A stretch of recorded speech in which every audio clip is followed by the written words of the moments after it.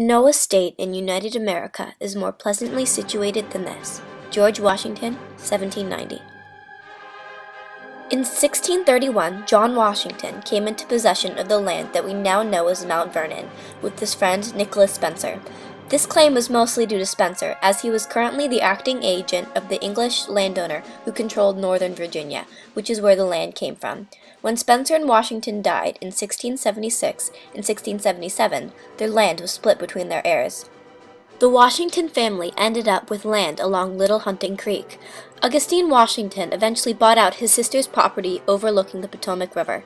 Augustine was the first Washington to build anything on the land and built the base of what would end up as Mount Vernon. This small house was built in 1741 with a story and a half, and it took a year to build. At this time, Augustine's son, Lawrence Washington, was sent to fight for the British in the Caribbean. While the house was being built, Lawrence wrote to his father to ask that the house be named Mount Vernon, after his commanding officer, Vice Admiral Edward Vernon. Vernon was then regarded as the greatest military hero of Britain. Lawrence returned to Mount Vernon in 1743 with his wife, Anne Fairfax. Lawrence died in 1752 and left the entire state to his widow, Anne. Anne remarried soon after and arranged to rent out the property to Lawrence's half-brother, a farmer named George. George later arranged to buy the property straight up. George Washington built on this property twice during his lifetime, doubling the size of the house each time. He wanted to make the house bigger for his wife and stepchildren. When George was done building on the house, it had 2.5 floors, and he had changed the number of rooms from 6 to 21. If you entered Mount Vernon from the front door, the first thing that you would see would be the central passageway. This room was one of the original 6 rooms built by Augustine Washington and ran the length of the house. George Washington, however, redid it later on in his life. The room would have served as more than just an entryway, but also as an area to entertain guests. Entertaining in here would have been especially nice in the summer, when the breeze coming in from the front door would have cooled off the family and its guests. One of the key features of this room is the key to the Bastille, given to Washington by Marquis Lafayette in 1790. Washington was given the key as a token of gratitude from Lafayette for helping him with the French Revolution. The Bastille was a prison in Paris and was used mostly as a political prison. This prison was stormed as one of the first acts of the French Revolution. The key itself is made of cast iron and weighs 1 pound and 3 ounces. Another important feature of this room is the grand walnut staircase. This staircase replaced a much smaller one during the first wave of renovations to the house. The staircase has not been replaced since it was by George Washington and still retains the original glory, even though it has been touched by the hands of tens of millions of visitors over the past 200 years. The first room is to the left of the central passageway and is known as the front parlor, or the west parlor. This room was considered one of the grandest rooms in the house by George Washington himself. The parlor would have been a public space and used both for entertaining guests and by the family. There are many portraits in this room, ranging from paintings of Washington himself, Martha, and their niece, Franny. One of the key features of this room is the mantel, complete with a landscape over it, and the Washington coat of arms. This coat of arms is made to be a mythical griffin emerging from ducal coronets. Stars and banners complete the crest. This crest is sometimes seen with the words, Exitas acta probata, meaning the end proves the deed. Behind the front parlor, and also off of the central passageway, is another parlor, called the Little Parlor. This room is also called the Music Room. Washington himself played no instrument, but he loved music. He bought a harpsichord in 1793 for his grand stepdaughter, Nellie Curtis, as well as a spinet, violin, and German flute for his other stepchildren. On the left of the 2 parlors lies the largest and grandest room in the house, the large dining room. This room is 2 stories tall and takes up the entire north wing of the mansion. This room is perfect for entertaining, as well as dining. The dining room was painted a beautiful blue-green color, hand-picked by George Washington, and is decorated to show George's love of farming. Washington was many things, and one of those things that was really important to him was that he was a farmer. Washington thought that it was his duty as a wealthy man to experiment in the best way to grow things, and became one of the first to realize the value of rotating crops. The mantle of this room, given to Washington by Samuel Vaughan, depicts scenes of men harvesting crops. The moldings of this room displays Washington's love for his country as well, in addition to the farming tools and grapevines for the harvest. Oak leaves and olive branches represent national strength and peace.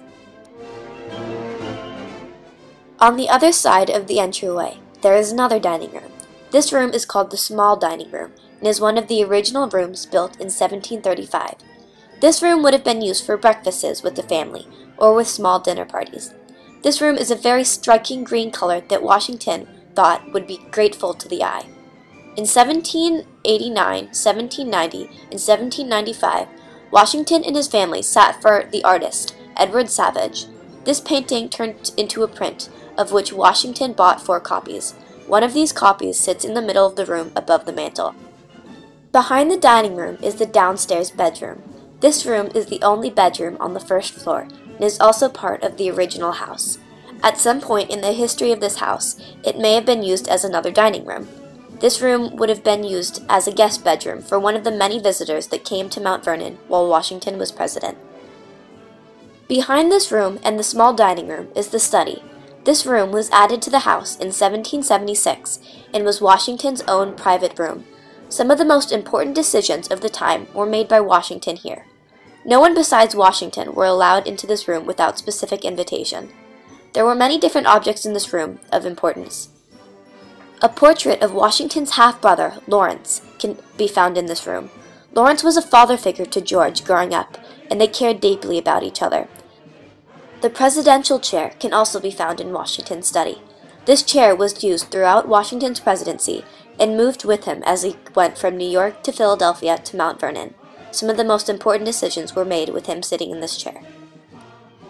The second floor of Mount Vernon is devoted mainly to bedchambers.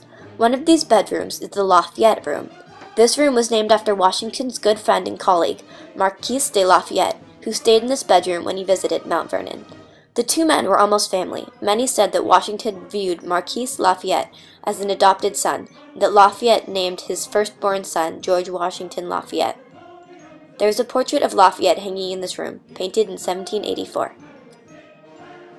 Also on this floor is the Nellie Curtis Room, the bedroom where Nellie Curtis, Martha's granddaughter, stayed from childhood. This room is painted a light blue, but there was evidence that a blue wallpaper covered the walls at some point. This room contains a bed, but also contains a crib. This crib was for Nellie's daughter, Frances Park Lewis. She was married to George Washington's nephew, Lawrence Lewis. The largest room on this floor is the master bedroom, belonging to Martha and George Washington. This room is located above Washington's study on the lower floor. Just like the study was George's private room, the master bedroom was a place where Martha could retreat from the family and all of the guests. This room is decorated very simply, a French mantel clock being the only expensive item in the room. The clock was listed at around $100, making it one of the most expensive things that the Washingtons would have owned. The bed is the only thing recorded that was ordered by Mrs. Washington, not George, and it was made specially to fit George's tall 6'3" frame. This was the bed where in 1799 George died of a severe throat infection called quinsy. After George died, Mrs. Washington closed this room up and moved to a smaller bedroom on the 3rd floor. The 3rd floor contains Mrs. Washington's bedroom and the cupola. Mrs. Washington's bedroom was the room she moved to after the death of George. This room was small, but offered privacy to the mourning widow. Martha ran the estate from this cozy room until her death in 1802. The cupola is located next to Mrs. Washington's bedroom on the 3rd floor and is one of the most noticeable features of Mount Vernon from the outside. This room is the most exposed room at Mount Vernon, with many windows overlooking the Potomac River and the rest of the estate. The history of Mount Vernon is rich and interesting to learn about, as are the people who walk its halls. This place is truly a landmark, reflecting both George Washington and his time. Mount Vernon has been preserved as an important place in history, and I hope that it will be kept like this for years to come.